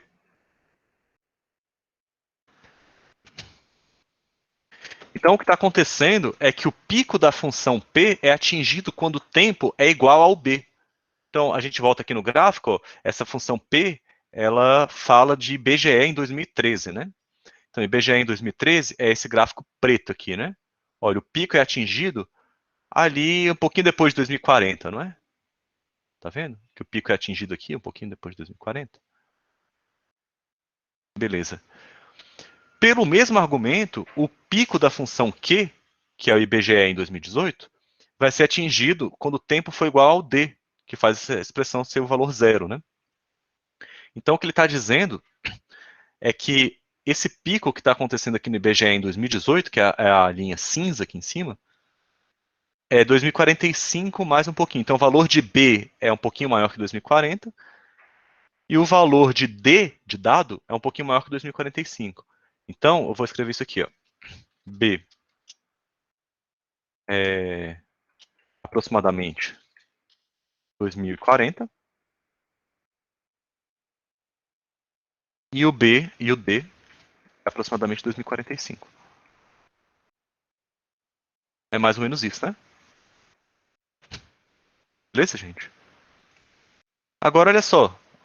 A primeira coisa que ele fala da diferença entre B e D. Quer dizer, o que é a diferença entre B e D? É a distância entre um ano e outro, né? Concordam? Só que olha só, o D tá lá para frente, um pouquinho depois de 2045. E esse aqui tá um pouquinho depois de 2040. A diferença entre eles é de 5 anos, então, né? Tá vendo? É exatamente 2040 e 2045. A diferença entre eles é de 5 anos. Mas quem é o maior? O B ou o D?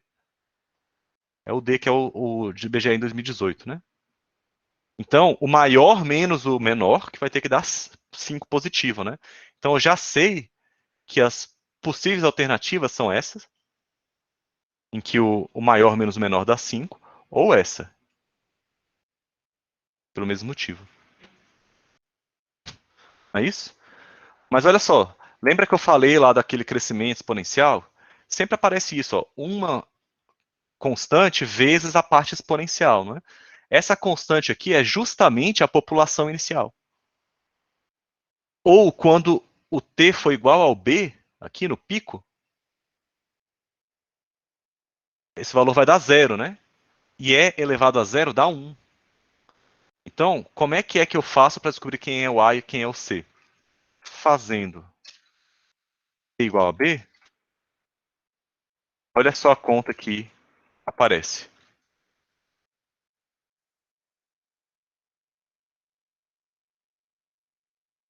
Só para vocês não dizerem que eu não fiz nenhuma conta. Aí vai ficar um B menos B, que dá zero, né?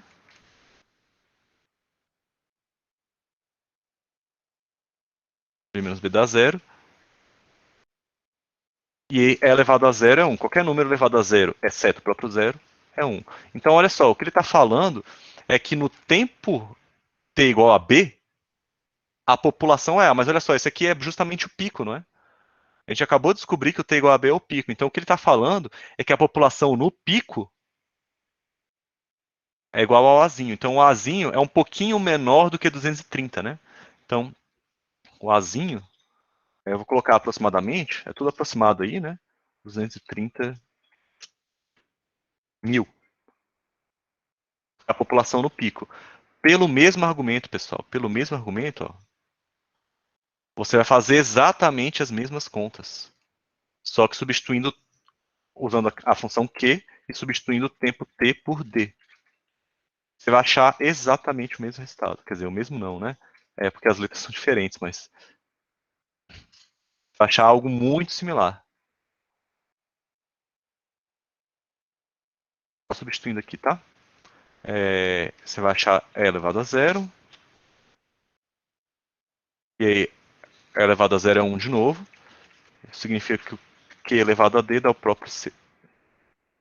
E pelo mesmo argumento, pessoal, você vai ver, olha, a população no, na previsão do IBGE de 2018, né, o pico dela é atingido no tempo D, que foi exatamente o que eu calculei, e o valor é um pouquinho maior que 230, né?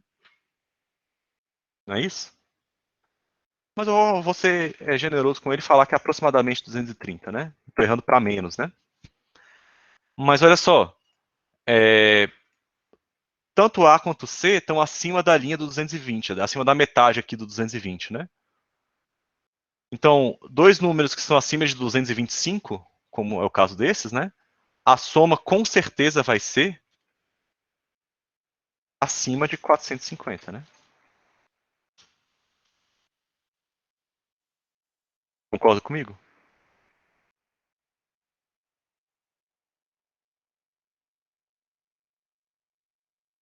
Por esse motivo, é essa letra aqui. Beleza, gente? Então, a gente fez pouquíssima conta nessa questão. Mas o que você precisava para fazer isso? Ter feito questões do tipo. Só isso. Ter visto isso antes. Se você não viu isso antes, você vai olhar para a cara da função P e da função Q e falar, não quero fazer. Normalmente é isso que acontece, né? Beleza, pessoal? Sugestão, no final, dê uma olhada nessa solução desse exercício de novo. Tenta fazer sozinho, tá bom? Gente, eu vou encerrar a gravação, mas se vocês quiserem ficar aí, perguntar um monte de coisa, pode perguntar. Tá bom, tô aqui para isso.